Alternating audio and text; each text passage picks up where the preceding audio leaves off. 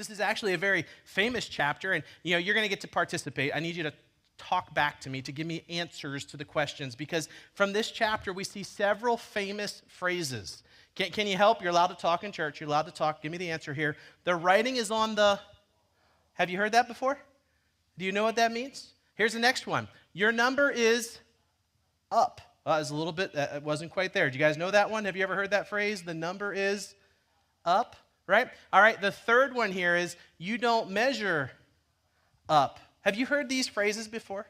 Have you heard them in culture? Maybe you've used them before. If you have, you've actually been sharing bits and pieces of what comes out of Daniel chapter 5. All of these statements, famous statements, we actually know the night that it originated from.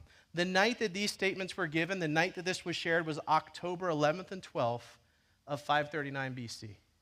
So how can I stand here in 2025 in York, Pennsylvania, and point back to a specific date on a calendar in the Old Testament with a story that God gives us in His Word? How can I point back to one day and tell you what day this actually took place? I can do that because it happened on such a famous world history level event. It happened on such a famous world history level event that in the Babylonian Empire, there's over 10,000 manuscripts and fragments and copies that archaeologists have studied and read and researched.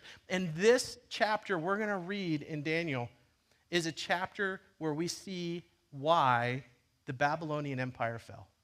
We see why it fell, we see God was involved, and we see the role that this man who didn't measure up played as well.